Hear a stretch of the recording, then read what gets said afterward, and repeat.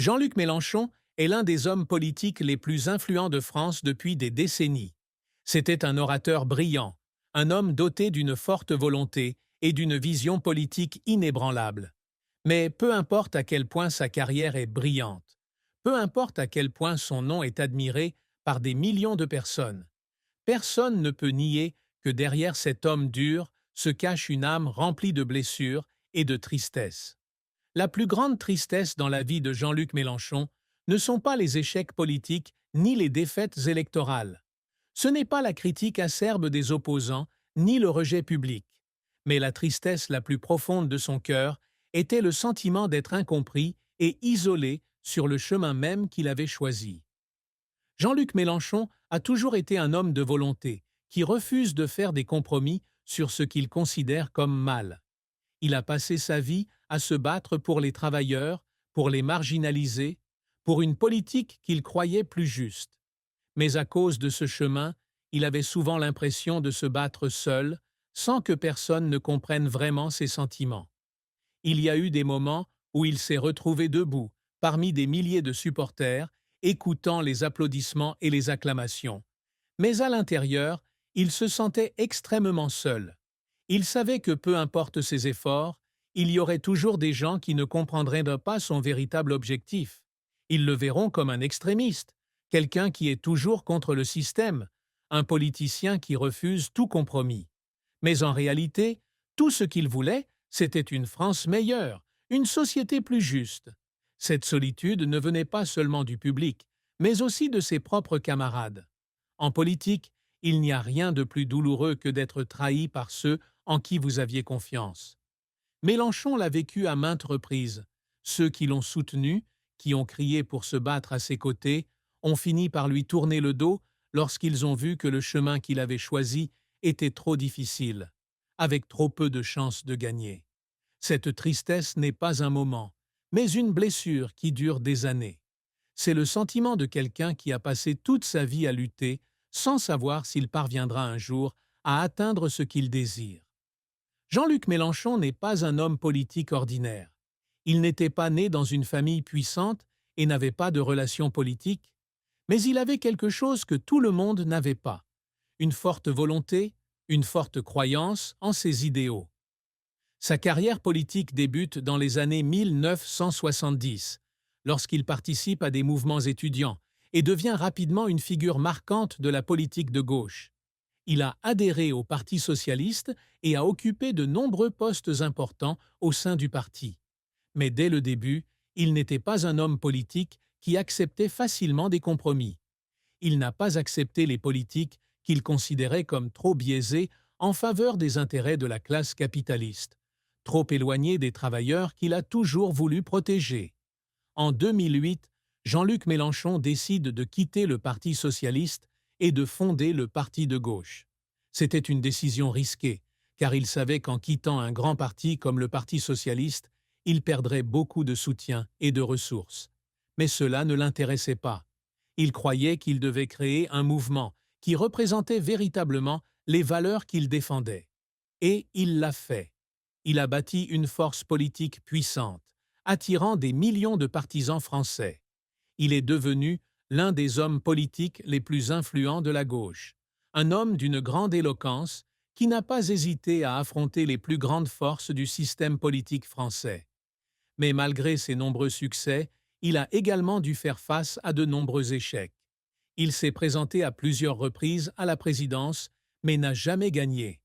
Malgré ses millions de partisans, le système politique français ne permet toujours pas à quelqu'un comme lui d'arriver facilement au pouvoir. Il y a eu des moments où l'échec lui a vraiment fait mal. Les campagnes dans lesquelles il avait mis tout son cœur et toute son âme, les discours qu'il avait préparés pendant des mois, les espoirs qu'il avait placés dans le résultat, tout cela s'est effondré du jour au lendemain lorsque les résultats des élections ont été annoncés.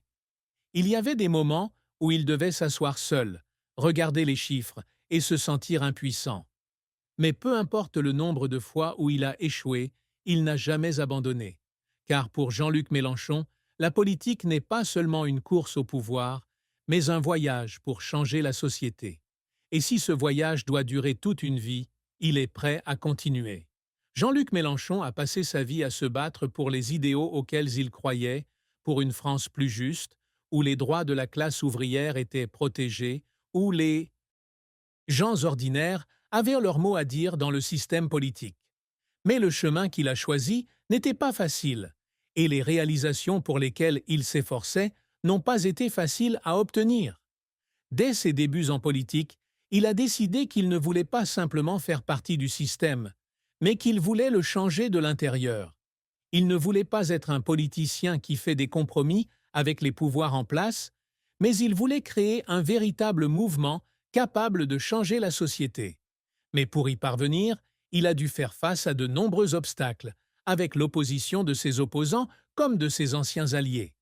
Bien qu'ancien membre du Parti socialiste, Mélenchon est mécontent de la direction que prend le parti.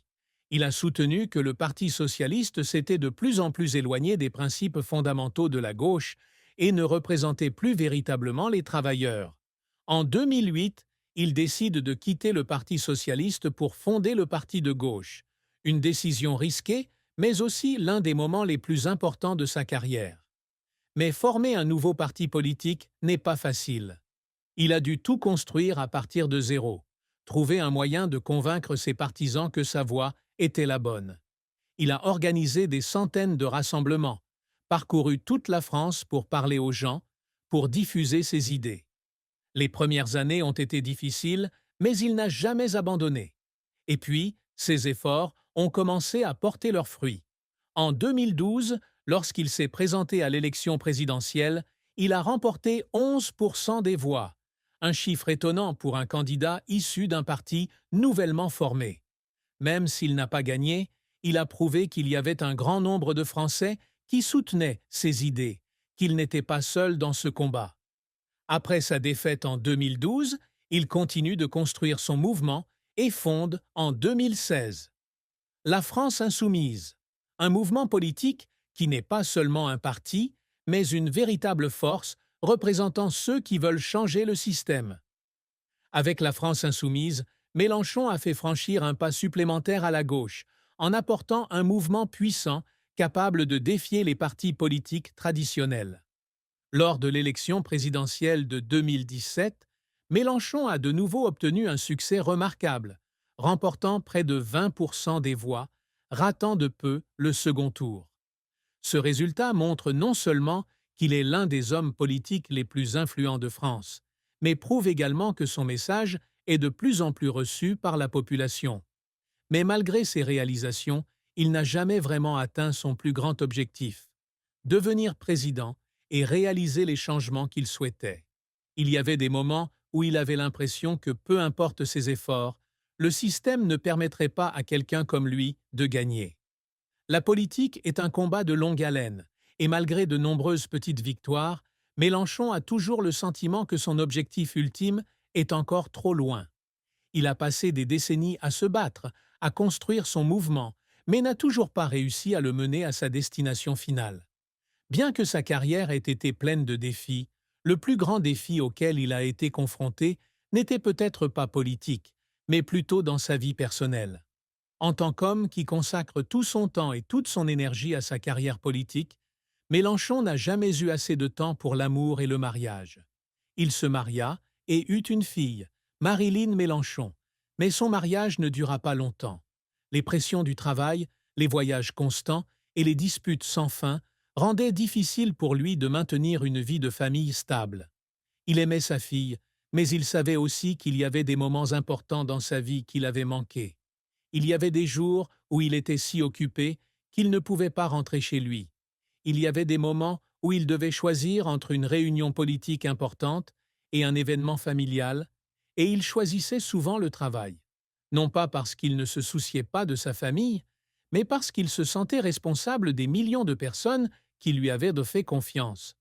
Mais à mesure qu'il grandissait, il commença à se rendre compte que ce à quoi il avait renoncé était probablement trop grand. Même s'il avait des millions de partisans, à son retour chez lui, il se sentait toujours seul. Les années chargées sont passées, et maintenant, il se demande si ce qu'il a gagné vaut vraiment ce qu'il a perdu.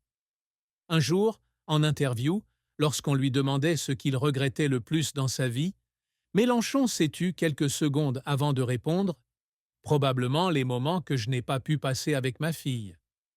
C'est une réponse qui a révélé une autre facette de Jean-Luc Mélenchon. Pas l'homme politique dur, mais un père aux chagrins indélébiles. L'amour et le mariage ont toujours été une partie difficile de la vie des politiciens. Pour Mélenchon,